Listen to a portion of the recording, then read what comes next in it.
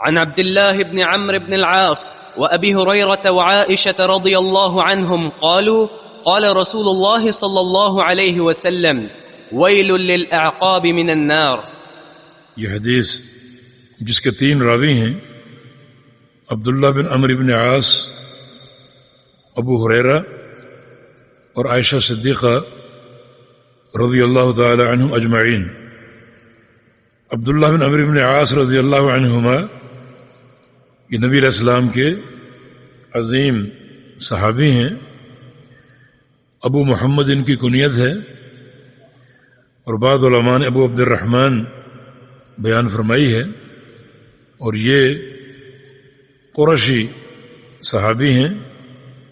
انہوں نے اور ان کے والد عمرو بن عاص نے فتح مکہ سے قبل ہجرت کی تھی، اور عبداللہ بن عمرو بن عاص رضی اللہ عنہما کثرت عبادت میں معروف ہیں، اللہ تعالیٰ کی بڑی عبادت کیا کرتے تھے،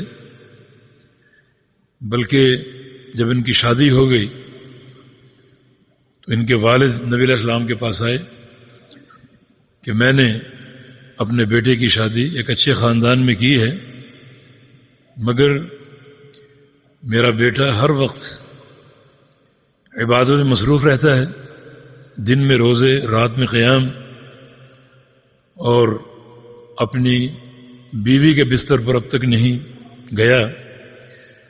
تو پھر نبی علیہ السلام نے ان کو بلایا اور انہیں سمجھایا اور فرمایا کہ ان لنفسک علیک حقا ولعینک علیک حقا ولزوجک علیک حقا، کہ دین صرف اس مستقل عبادت کا نام نہیں ہے، آپ کی بیوی کے آپ پر حقوق ہیں، اور آپ کے نفس کے آپ پر حقوق ہیں، اور آپ کی آنکھوں کے آپ پر حقوق ہیں، کہ ان آنکھوں کو راحت چاہیے، نیند چاہیے، جب کہ آپ ہر وقت جاگتے رہتے ہیں قیام اللیل کے لیے۔ تو پھر آپ نے ان کو نصیحت دی اور تعلیم ارشاد فرمائی، جو انہوں نے قبول کر لی، اور نبی علیہ السلام کے ساتھ ایک معاملہ طے کر لیا کہ روزے کتنے رکھوں گا اور قرآن روزانہ کتنا پڑھوں گا۔ اور عبداللہ بن عمرو بن عاص رضی اللہ عنہما یہ وہ صحابی ہیں جنہوں نے سب سے زیادہ نبی علیہ السلام سے حدیثیں حاصل کی۔ ابو ہریرہ کا تمیز کیا تھا؟ حدیثیں روایت کرنا۔ ان کا تمیز کیا ہے؟ حدیثیں حاصل کرنا۔ انہیں اس قدر روایتیں بیان نہیں کر سکے، لیکن نبی علیہ السلام سے احادیث بہت انہوں نے حاصل کی، بلکہ خود ابو ہریرہ کا بیان ہے کہ مجھ سے زیادہ نبی علیہ السلام کی احادیث کسی اور صحابی کے پاس نہیں سوائے عبداللہ بن عمر کے، اور اس کی وجہ یہ ہے کہ وہ لکھا کرتے تھے اور میں لکھتا نہیں تھا، یہ خود ان کا اعتراف۔ تو احادیث کے حصول میں سر فہرست عبداللہ بن عمر ہے، اور احادیث کی روایت میں سر فہرست ابو ہریرہ رضی اللہ عنہما ہے۔ دوسرے اس کے راوی ابو ہریرہ جن کی سیرت ہم نے کچھ بیان کی، اور تیسرے راوی ام المومنین سیدہ عائشہ صدیقہ رضی اللہ عنہا، جو نبی علیہ السلام کی بیوی تھیں، ام المومنین تھیں، جن کو یہ شرف حاصل تھا کہ جبریل امین نے فرمایا تھا کہ ہذہ زوجتک فی الدنیا والآخرہ، کہ یہ آپ کی بیوی ہے دنیا میں اور آخرت میں۔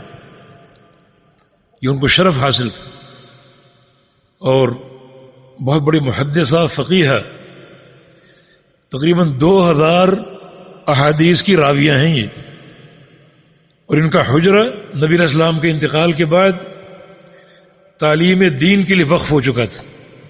بڑے بڑے صحابہ اور کبار تابعین آپ کے پاس آتے اور آپ سے علم حاصل کرتے، حجاب اور پردے میں، اور آپ احادیث روایت کیا کرتی تھی اور فتویٰ دیا کرتی تھی۔ تو اس طرح آپ کے توسط سے بڑا علم پھیلا ہے، اور کبھی اللہ موقع دے مسند عائشہ صدیقہ کا مطالعہ کرنے کا، تو ام المومنین نے بڑا عظیم علم نبی علیہ السلام سے حاصل کر کے امت تک پہنچایا ہے. اور آپ کی احادیث کا تمیز یہ بھی ہے کہ بہت سے گھر کے امور، گھر کی چار دیواری کے اندر بہت سی امور انہوں نے بیان فرمائے، حتیٰ کہ ایسے امور بھی جو ایک عام عورت بعض اوقات بیان نہیں کرتی، لیکن جو کہ معاملہ تعلیم دین کا تھا. اور پیغمبر کی شخصیت وہ شخصیت ہے جس کی زندگی کا کوئی گوشہ اوجھل نہیں ہوتا. تبھی تو ایک بار رسول اللہ صلی اللہ علیہ وسلم جناب عائشہ صدیقہ کے ساتھ لحاف میں تھے اور آپ پر وحی اتری. یعنی کمرے کے اندر کی باتیں، لحاف کے اندر کی باتیں آپ نے روایت کی ہیں امت کی اصلاح کے لیے اور امت کی ہدایت کے لیے. تبھی تو رسول اللہ صلی اللہ علیہ وسلم نے فرمایا تھا کہ انی تارک فیکم الثقلین، کہ میں تمہارے بیچ دو بڑی قیمتی امانتیں چھوڑ کر جا رہا ہوں، ایک کتاب اللہ، دوسرا میرے اہل بیت. کتاب اللہ اور سنت رسول اللہ اور اہل بیت. اہل بیت بھی بڑی قیمتی امانت ہے اس لحاظ سے کہ جو علم ان کے پاس موجود ہے وہ آپ کو اور کسی سے نہیں مل سکتا. رات کی خبریں، گھر کی خبریں، چار دیواری کی باتیں ام المومنین نے روایت کی. یہ آپ کی احادیث کا ایک عظیم تمیز ہے. امام ذہبی رحمہ اللہ نے مسروق جو علماء تابعین میں سے تھے ان کا قول نقل کیا ہے. مسروق تابعی جناب عائشہ صدیقہ کے بڑے ملازم شاگرد تھے اور بڑا عظیم الشان علم ان سے لیا اور روایت کیا. اور بعض اوقات جب ان سے حدیث روایت کرنے لگتے یوں نہ کہتے ان عائشہ یا ان ام المومنین، بلکہ یوں فرماتے کہ حدثتنی الصادقہ بنت الصدیق حبیبۃ حبیب اللہ المبرأۃ من فوق 7 سماوات، کہ لوگوں مجھے یہ حدیث صادقہ نے روایت کی، سچی خاتون نے. اور وہ کون ہے؟ وہ صدیق کی بیٹی ہے، سچے انسان کی بیٹی. اور وہ کون ہے؟ حبیبۃ حبیب اللہ، وہ اللہ کے حبیب کی حبیبہ ہے. اور وہ کون ہے؟ المبرأۃ من فوق 7 سماوات. ان پر قوم نے تہمت لگائی تو اللہ نے 7ویں آسمان سے ان کی برات اور پاک دامنی نازل فرمائی اپنی وحی کے ذریعے، اور ان کی پاک دامنی کو قرآن بنا دیا جو قیامت تک ممبر و محراب پر پڑھا جائے گا اور اس کی تلاوت ہوتی رہے گی. یہ آپ کے مناقب. بعد حدیث کیا ہے؟ یہ سب فرماتے ہیں کہ قال رسول اللہ صلی اللہ علیہ وسلم ویل للعقاب من النار. اس کا ترجمہ ویل ہو. ویل کا معنی بربادی، تباہی اور خسارہ. للعقاب ایڑیوں کے لیے، انسان کی ایڑیوں کے لیے ویل ہو، بربادی ہو. کس چیز سے؟ من النار، جہنم کی آگ سے. جہنم کی آگ سے انسان کی ایڑیوں کے لیے ویل ہو. یہ حدیث کا متن ہے. اس حدیث کے وارد ہونے میں ایک واقعہ پیش آیا تھا، ایک سفر کا واقعہ. رسول اللہ صلی اللہ علیہ وسلم صحابہ سے کہیں اوجھل تھے اور عصر کا وقت ہو چکا تھا، اور صحابہ آپ کے انتظار میں تھے کہ آپ تشریف لائیں اور جماعت کرائیں. آپ تشریف لے آئے. اب بعض صحابہ کا وضو نہیں تھا. اب وہ جلدی گیا وضو کرنے کے لیے، اور یہ سوچ کر کہ ہماری تکبیر تحریمہ کہیں فوت نہ ہو جائے، کیونکہ تکبیر تحریمہ پانے کا بڑا اجر ہے. تو صحابہ نے جلدی وضو کر لیا، اور جلدی وضو کرنے کی بنا پر بعض صحابہ کی ایڑیوں کا کچھ حصہ خشک رہ گیا. بعض حدیث میں آتا ہے کہ بقدر ایک کٹے ہوئے ناخن کے، پورے ناخن کے نہیں، بقدر ایک کٹے ہوئے ناخن کے ان کے ایڑیوں میں کچھ خشکی نظر آئی. یہ واقعہ سیدہ عائشہ صدیقہ کی حدیث میں مروی. جبکہ ابو ہریرہ جو اس کے راوی رضی اللہ عنہ، وہ فرماتے ہیں کہ رسول اللہ صلی اللہ علیہ وسلم نے ایک شخص کو دیکھا جو وضو کر کے آیا اور اس کی ایڑیوں میں کچھ خشکی تھی. تو دونوں موقعوں پر آپ نے فرمایا ویل للعقاب من النار، کہ ان ایڑیوں کے لیے جہنم کی ویل ہو، جہنم کی بربادی اور جہنم کی ہلاکت ہو۔ تو اس حدیث کا موضوع کیا ہوا کہ وضو میں بڑی احتیاط کی ضرورت، وضو میں استیعاب چاہیے، جس کے لیے توجہ چاہیے۔ ہم باتیں بھی کر رہے ہیں، وضو بھی کر رہے ہیں، اور جلد بازی میں وضو کی طرف توجہ نہیں۔ حالانکہ یہ سوچ کر، میں نے پہلے بھی عرض کیا، یہ سوچ کر وضو کریں کہ ہم نماز پڑھنے جا رہے ہیں، اللہ تعالی سے ایک ملاقات ہونے والی ہے، اور اللہ کے قرب کی یہ ایک اساس ہے۔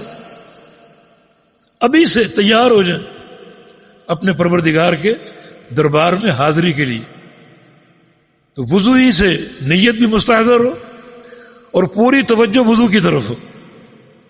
اب دیکھیں کتنی شدید وعید ہے کہ جن کی ایڑیاں بقدر کٹے ہوئے ناخن کے خشک رہ گئیں، ان کے لیے جہنم کی ویل، بربادی ان کے لیے۔ بلکہ ایک حدیث میں آتا ہے کہ یہ ویل جہنم ہی کی وادی۔ امام ذہبی نے کئی طرق سے اس کو ذکر کیا، ان میں اگرچہ ضعف ہے لیکن اخروی ہلاکت جہنم ہی سے تعبیر ہے۔ جو قیامت کے دن برباد ہوگا وہ کہاں جائے گا؟ جہنم ہی میں جائے گا۔ تو پھر یہ جو اللہ کے پیارے پیغمبر کا فرمان ہے، اس میں جس بربادی کا ذکر ہے، جس ہلاکت کا ذکر ہے، وہ جہنم کی سزا کا ہے کہ اللہ تعالیٰ ان ایڑیوں کو جہنم میں جلائے گا۔ یہ کہتے ہیں یہ سزا جو ہے یہ عمل کی جنس میں سے، کیونکہ انہوں نے وضو کرتے ہوئے ایڑیاں خشک رکھی، اللہ ان ایڑیوں کو سزا دے گا۔ جو انسان کا عمل ہے اسی عمل کی جنس سے اس کو سزا مل رہی کہ اس نے ایڑیاں خشک رکھی، اللہ ان ایڑیوں کو جہنم کی آگ میں جلائے گا اور اس بندے کو عذاب دے گا۔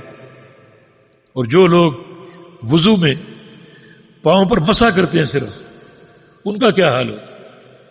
یعنی پاؤں دھونا فرض ہے، لیکن جن کی فقہ میں صرف پاؤں کا مسح ہے، تو مسح کی صورت میں تو کتنا پاؤں خشک رہ جاتا ہوگا اور رہتا ہے، تو ان کا کیا حال ہوگا؟ یہاں تو پاؤں دھویا گیا لیکن بقدر ایک ناخن کے خشک رہ گیا، اور وہ آمدن نہیں بلکہ سہون سمجھ لیجیے۔ اور رسول اللہ صلی اللہ علیہ وسلم نے یہ شدید وعید بیان فرمائی۔ اور اگر ہم وضو مکمل کریں اور پوری توجہ کے ساتھ کریں تو اس کی فضیلت رسول اللہ صلی اللہ علیہ وسلم سے ثابت ہے۔ ایک حدیث میں رسول اللہ صلی اللہ علیہ وسلم کا فرمان ہے، الا ادلکم علی ما یمحو اللہ بالخطایا یرفع به الدرجات، کیا تم کو بتاؤں اللہ تعالی گناہ کیسے معاف کرتا ہے اور جنت میں درجات کیسے اونچا کرے گا؟ وہ کون سے عمل ہیں جو عمل گناہوں کا کفارہ بنتے ہیں اور جنت میں درجات کی بلندی کا باعث بنتے ہیں؟ فرمایا کہ 3 عمل: اسباغ الوضوء علی المکارہ، باوجود تکلیف کے مکمل وضو کرنا، یعنی سردی ہے اور پانی بھی ٹھنڈا ہے کوئی پرواہ نہ کرے، مکمل وضو کرے۔ اسباغ الوضوء، ایک ذرے کی مقدار میں کوئی حصہ خشک نہ رہے، مکمل وضو کرے۔ اور دوسرا وکثرت الخطا الی المساجد، زیادہ قدم چل کر جانا مساجد کی طرف نماز ادا کرنے کے لیے۔ اور تیسرا وانتظار الصلاۃ بعد الصلاۃ، ایک نماز پڑھ کے اگلی نماز کا انتظار کرنا۔ ایک نماز ادا ہو گئی، اگلی نماز ذہن سے محو نہ ہو، اس پر توجہ مرکوز رہے، دھیان قائم رہے۔ کاروبار بھی کر رہے ہیں لیکن نماز ذہن سے نہیں جا رہی کہ نماز ادا کرنی، جو ہی اذان ہوگی جانا ہے، تو یہ انتظار۔ اور اگر مسجد میں بیٹھ کے انتظار کرتا ہے تو وہ تو نماز کے اندر ہی شمار ہوگا۔ جب تک مسجد میں بیٹھا ہے اگلی نماز کا انتظار کر رہا ہے، فرمایا کہ وہ نماز کے اندر ہی ہے۔ لیکن انتظار کی یہ ایک شکل بھی احادیث سے ثابت ہے، اپنا کام دھندہ بھی کر رہا ہے لیکن دھیان نماز کی طرف ہے، تو یہ انتظار الصلاۃ بعد الصلاۃ، ایک نماز پڑھ کے اگلی کا انتظار کر رہا ہے۔ فرمایا کہ یہ عمل بھی گناہوں کا کفارہ اور جنت میں درجات کی بلندی کا باعث بنے گا۔ محمد بن سیرین رحمہ اللہ علماء تابعین میں سے ان کا ایک قول فائدے سے خالی نہیں ہوگا کہ جو لوگ انگوٹھی استعمال کرتے، مرد ہو یا عورتیں ہوں، انگوٹھی اگر تنگ ہوگی تو وضو کا پانی نیچے داخل نہیں ہوگا، یا تو اس کو اتاریں یا اس کو اتنی حرکت دے کہ یقین ہو جائے کہ نیچے کا حصہ تر ہو چکا۔ ان خواتین زیادہ اس پر توجہ دیں کیونکہ زیادہ انگوٹھیاں وہی استعمال کرتی ہیں، تو یہ تنگ انگوٹھی جو ہے یہ ایسا نہ ہو اس وعید کا باعث بن جائے۔ انگوٹھی والے حضرات زیادہ اس مسئلے میں توجہ دیں، اللہ پاک توفیق عطا فرمائے۔ جی